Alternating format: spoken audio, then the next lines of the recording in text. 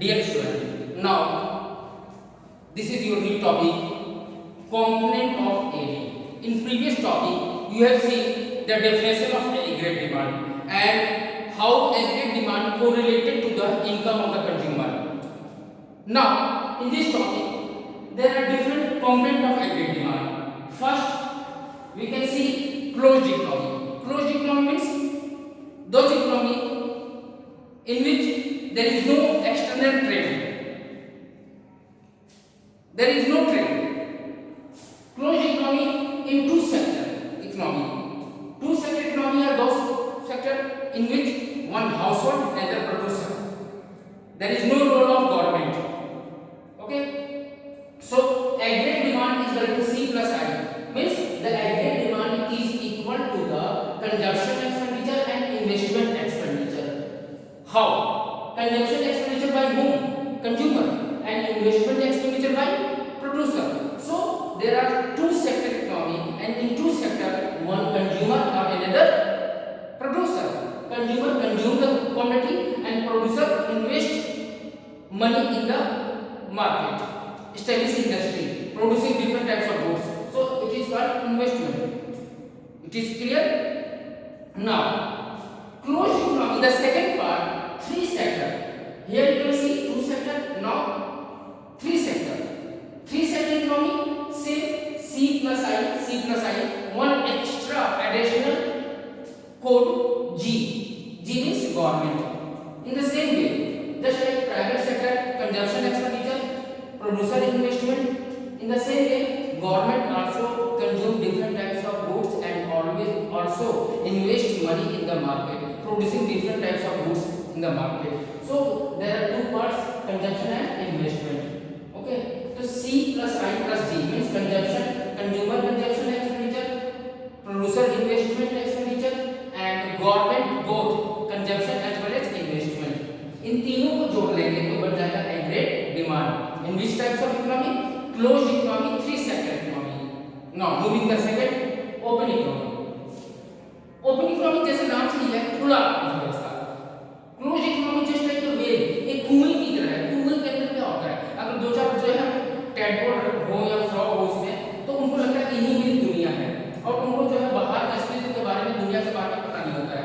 तो यहाँ पर हमें यही देखा क्लोज इकोनॉमी में कि इंटरनेशनल ट्रेड नहीं होता है, देश के अंदर ही आपस में लेन देन करते हैं. ठीक है. लेकिन ओपन इकोनॉमी में ऐसा नहीं है. ओपन इकोनॉमी में हम अंतरराष्ट्रीय व्यापार करते हैं. ठीक है. India trade relation among different countries in the world, globalization.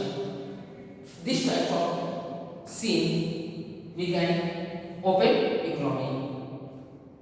AD is equal to C plus I plus G plus X minus M.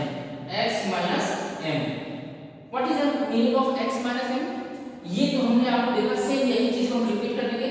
देखिए रटना नहीं है और रटी हुई चीजें आपको लंबे समय तक याद नहीं रहती, इसलिए पहले जो है इजी एक दूसरे से कनेक्ट करके टॉपिक को पढ़ेंगे. We have already know about CIG in this closed economy. Same repeat the topic in open economy. C consumption expenditure by the consumer, I investment expenditure by the producer, same G government consumption as well as investment, क्योंकि सरकार भी तो consumption और investment करती है. Consumption किसका करेगी? आपका पुलिस है, डिफेंस है, एयरफोर्स है, आर्मी है, ठीक है, बैंक है, रेलवे है, और इसमें तमाम उनके जो है एम्प्लॉय काम करते हैं. उनको जो है यूनिफॉर्म चाहिए, उनको लिए मेस खाना चाहिए, उनके लिए जो स्टेशनरी का आइटम चाहिए, फैन चाहिए, कंप्यूटर चाहिए, लैपटॉप चाहिए, चेयर चाहिए, तमाम चीजें. तो वो सब गवर्नमेंट का कंजम्पशन एक्सपेंडिचर है. इस तरह गवर्नमेंट इन्वेस्टमेंट भी करती है, रोड कंस्ट्रक्शन करती है, आपका डैम बनाती है, ब्रिज बनाती है, रेलवे लाइन ट्रैक्स लगाती है, बनाती है. ये तमाम चीजें जो है गवर्नमेंट इन्वेस्टमेंट कहलाएगा. तो इसमें दोनों चीजें आएंगी. ठीक है. गवर्नमेंट को लगता है तो जो चीज हमने यहाँ बताया उसी को यहाँ पर सेम रिपीट कर देना. बस दो वर्ड यहाँ पर देना, x minus m. x means export, m means import. Export में से इंपोर्ट माइनस करेंगे तो जो बचेगा वो आपका x माइनस यानी कि नेट एक्सपोर्ट कहलाएगा. तो CIG लिखने के बाद एक्सपोर्ट को प्लस किया जाता है और इंपोर्ट को माइनस किया जाता है. एक्सपोर्ट मींस देश से कितना प्रोडक्ट बनकर विश्व के विभिन्न देशों में हमने बेचा, और एम मींस इंपोर्ट आयात करना, यानी कि विभिन्न देशों से डिफरेंट कंट्री से हमने कौन कौन से प्रोडक्ट उनके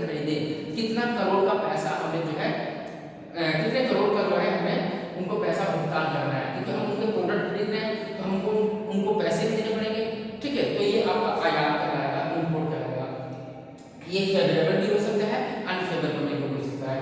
अगर export is more than import then it is favourable for our country. ये हमारे देश के लिए अनुकूल है, क्योंकि भाई हम अगर मान लीजिए 100 करोड़ का प्रोडक्ट यहाँ से बेच रहे हैं और 60 करोड़ का प्रोडक्ट जो है विश्व के विभिन्न देशों से खरीद रहे हैं, तो 100 माइनस 60 40 करोड़, यानी 40 करोड़ जो है प्लस में रहे हैं। लेकिन अगर इसका अपोजिट हो है 60 करोड़ का प्रोडक्ट जो है बेच रहे हैं और 100 करोड़ का खरीद रहे हैं, जिससे उल्टा हुआ है, तो भाई हम खरीद ज्यादा रहे हैं और बेच कम रहे हैं, यानी माइनस 40 करोड़। ये हमारे लिए अनफेवरेबल कंडीशन कहलाएगी। ठीक है, तो ये आपका प्लस माइनस ये आगे डिटेल में पढ़ेंगे, अभी तो आप शॉर्ट में ही आपको ये फार्मूला याद रखना है x minus m। Now close economy open economy, ये दो चीजें क्लियर हो गया। अब हम आपको नेक्स्ट टॉपिक ले चलते हैं। पिछले टॉपिक हमने देखा था एग्रीगेट डिमांड का। First of all aggregate demand की डेफिनेशन देखी थी, फिर शेड्यूल देखा था, फिर डायग्राम देखा था। सेम इसी तरह से अब हम आते हैं एग्रीगेट सप्लाई के बारे में। भाई डिमांड कौन करता है? डिमांड कंज्यूमर करता है, आप करते हैं, आप करते हैं, आप करते हैं। Why? You are needy, you want to fulfill your desire, yes, but who supplies this product? Producer। तो यहाँ पे एग्रीगेट सप्लाई में हम किसके बारे में बात करेंगे? कंज्यूमर के बारे में कि प्रोड्यूसर के बारे में?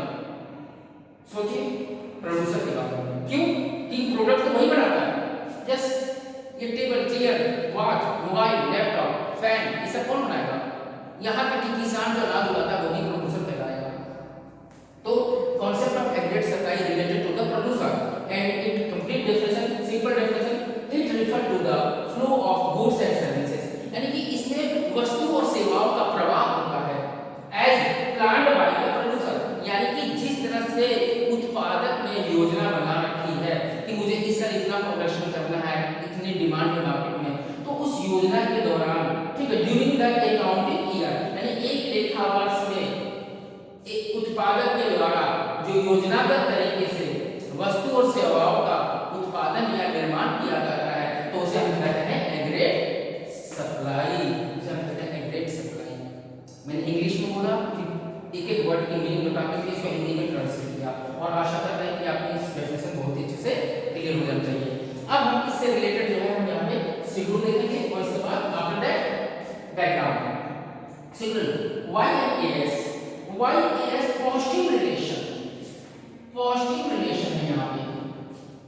जब इनकम जीरो थी तो एग्रीगेट सप्लाई भी जीरो था। एग्रीगेट डिमांड में ऐसा नहीं था। एग्रीगेट डिमांड में आपका मिनिमम पेंडेंशन 30 आपको बताया था पिछले टॉपिक में, लेकिन इसमें क्या है, y zero aggregate supply zero. ठीक है, जैसे जैसे जो है एग्रीगेट सप्लाई इंक्रीज करेगा वैसे वैसे सेम रेट में आपका इनकम भी इंक्रीज करेगा। ये 0 से 20 का, ये भी 20, यानी इसका मतलब कि जो भी प्रोडक्ट वो बना रहा है प्रोड्यूसर, वो तुरंत बेच दे रहा है और उसे तुरंत उतना पैसा मिल जा रहा है, कोई बचा के अपने पास नहीं रखता। ठीक है, क्योंकि उसके पास कैपेसिटी ज्यादा है, capacity to produce different types of goods, lot of resources. Yes, that is the main reason. Then 40 to 40, then income is also 40, 40 to 60, income is also 60, 60 to 80, income is also 80, and in the same way in aggregate supply increase up to 120, then income is also 120. It means that there is a direct relationship between income of the consumer and aggregate supply, sorry, income of the producer and aggregate supply। अब इसी चीज को हम यहाँ diagram में देखेंगे। x axis में income दिखाया गया है, y एक्सिस में आपका एग्रीगेट सप्लाई दिखाया गया है, दोनों के बीच में कांस्टेंट रेट में देखिए 2020 का गैपिंग यहाँ भी है, 2020 का गैपिंग यहाँ भी है। जब तो इसका मतलब ये हुआ कि जब दो फैक्टर के बीच में, दो वेरिएबल के बीच में सेम कांस्टेंट रेट में इंक्रीज हो रही हो, कांस्टेंट रेट में इंक्रीज हो रही हो, तो ऐसे में 45 degree straight lines left to right upward खींची जाती है। सिंपल सी बात है। जब ये दोनों में देखिए दोनों में कोई अंतर नहीं है, 20-20 का गैपिंग इसमें भी है, 20-20 का गैपिंग इसमें भी है। इसका मतलब ये हुआ कि 45 डिग्री बिल्कुल ये 90 डिग्री है आपका, इसके बिल्कुल सेट पॉइंट से 0 से इधर स्टार्ट करके इस लाइन खींचेंगे लेफ्ट टू राइट अपवर्ड, ये 45 डिग्री की लाइन है और ये 45 डिग्री लाइन में क्या दिखा दिया, y equal to as। It means that both are same,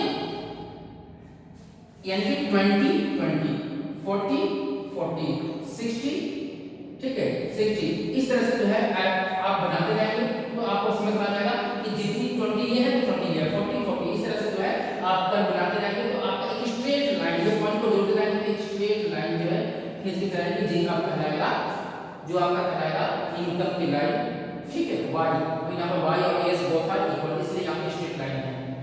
अब यहाँ पे थोड़ा सा इससे रिलेटेड एक्सप्लेनेशन करेंगे। Ready to supply sell all the product means the producer ready to supply all the product why because there is excess capacity in the economy, क्योंकि उसके पास economy में कैपेसिटी ज्यादा है, रिसोर्सेज ज्यादा है, वो ज्यादा उत्पादन किया वस्तुओं का। इफ डिमांड राइजेस यानी कि मार्केट में अगर जैसे जैसे मांग बढ़ती जाएगी तो उसी के अनुसार सप्लाई भी बढ़ती जाएगी। भाई मेरा ये पेन है, इसकी डिमांड मार्केट होगी तभी तो मैं इसको बनाऊंगा। मैं अगर ऐसे 1000 पेन बना दूंगा मार्केट में कोई खरीदे ना तो फिर तो मेरा घाटा हो जाएगा, यस लॉस होगा। मैं वर्कर को सैलरी दूंगा, मेरा प्रोडक्ट को खरीदने आएगा, मेरे जेब से मुझे को सैलरी देनी पड़ेगी। तो जैसे जैसे यानी कि मेरी इस प्रोडक्ट की जो है सप्लाई इस पर डिपेंड करती है, मेरी इस पेन की सप्लाई जो है डिपेंड करती है। मैं इसको तभी बनाऊंगा जब इस पेन की डिमांड मार्केट में होगी, जब से कंज्यूमर होंगे। इसीलिए कहा जाता है कि इफ डिमांड राइजेस यानी जब डिमांड राइज करेगा then supply is also rises, तो सप्लाई भी उसी के अनुसार राइज करेगी। So that price has no role to play as determination of agreed supply, यानी कि यहाँ पे कीमत का कोई अस्तित्व नहीं है, यहाँ पे कीमत का कोई मायने नहीं है। कीमत यहाँ पे कांस्टेंट है, यहाँ पे लिखा है प्राइस कांस्टेंट, यहाँ कीमत जैसे भी होती है, ठीक है। But the supply of the product depend on it's demand mainly है। तो यहाँ हमने क्या देखा कि डिमांड और सप्लाई के बीच में कैसा रिलेशन है, पॉजिटिव रिलेशन है। जैसे जैसे डिमांड बढ़ेगी वैसे वैसे आपकी सप्लाई प्रोडक्ट की बढ़ती जाएगी। But because due to the excess capacity to produce different types of goods in the economy in a accounting year, there is no role of determination of aggregate supply, no role of price for the determination of aggregate supply. Okay, price remain constant, no change. But due to the increase the demand of the product in the market, the producer desire to produce different types of goods and increasing its supply. That is the main reason. I hope this topic all this topic clear for you, okay? And first of all definition, schedule, and after that its diagram. जितना ज़्यादा आप practice करेंगे diagram और concept को clear करेंगे, ठीक है, और एक एक चीज़ को आप देख लिख कर याद करते जाएंगे, समझ के रटने की जरूरत नहीं है, क्योंकि इकोनॉमिक्स एक ऐसा सब्जेक्ट है जिसमें जितना ज़्यादा पेन पेंसिल और डायग्राम का प्रेजेंटेशन करेंगे रफ कॉपी में फेयर में जो भी, और जितना प्रैक्टिस करेंगे उतना ही आपकी टॉपिक इजी होती जाएगी। लेकिन इससे हार्ड भी कोई सब्जेक्ट नहीं है। अगर आपको डायग्राम समझ में नहीं आया, कॉन्सेप्ट समझ में नहीं आया, जैसे कि मैंने एक चीज़ कोडिंग को डिकोड किया कि इसकी मीनिंग ये है, इसका फुल फॉर्म ये है, तब जाके आपकी टॉपिक इंटरेस्टिंग बन गई और आपको अच्छे से समझ में आता गया, ठीक है। तो इंटरेस्ट दिखाइए सब्जेक्ट के प्रति, किसी भी सब्जेक्ट को पढ़ेंगे तो जब तक आपका इंटरेस्ट उसमें ना हो तब तक आपका पढ़ना व्यर्थ है, ठीक है। मेहनत कीजिए और टॉपिक को जितना इंटरेस्ट से जितना समझ के पढ़ेंगे तो उतना ही आपकी टॉपिक की क्लियरिटी बढ़ती जाएगी। और नेक्स्ट टॉपिक जो है, नेक्स्ट टॉपिक में हम जो है ये आपका agreed demand, component of agreed demand का और ये कॉन्सेप्ट ऑफ एग्रीड सप्लाई का, नेक्स्ट में हम कंजम्पशन फंक्शन और सेविंग फंक्शन के बारे में पढ़ेंगे। Thank you very much.